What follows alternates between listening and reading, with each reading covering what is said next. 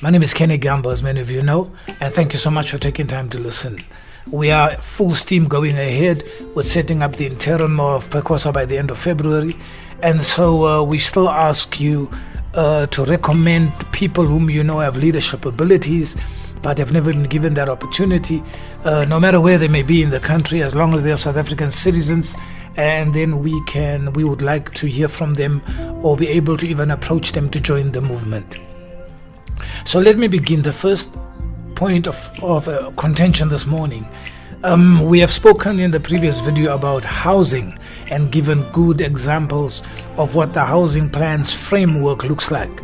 The specifics will be filled in, of course, by the operational people, but it gives you a broad overview of what housing under a PECOSA government or municipality will look like.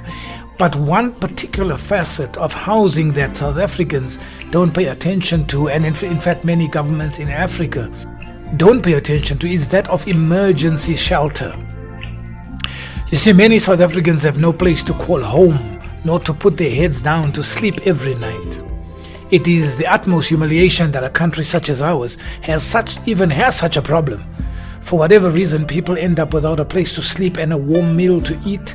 PECOSA will open emergency accommodation centers, hereafter referred to as EACs, across the country, one in each metro. Each metro has to identify land set aside for this purpose.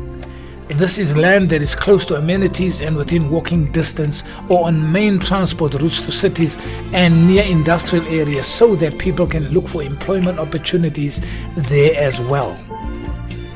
These EACs will be placed under the new Department of Social Wellbeing and Public Care, which was formerly known as Department of Social Welfare. It is important, we believe, to note that these EACs will be for citizens only. Charity, they say, begins at home, and therefore it is important that our nationals have a safety net to assist them in times of adversity. At each of these centers there will be a manager/assistant on call to help those who need work, to submit the applications, draw up their CVs, etc., etc.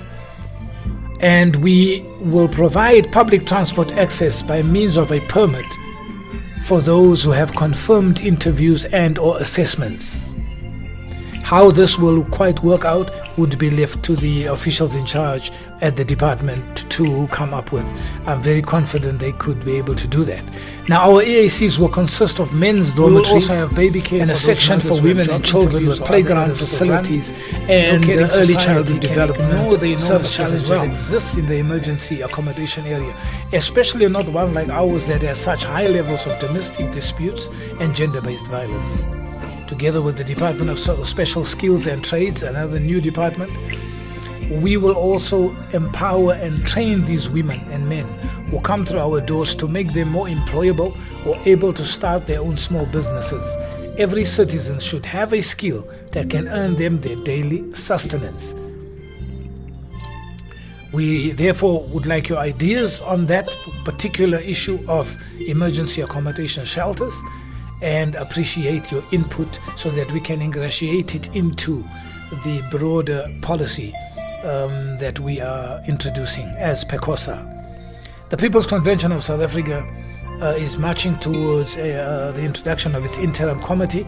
If you have not submitted your name or joined our Facebook page, please do so that you stand a chance to be part of the committee that brings about this movement.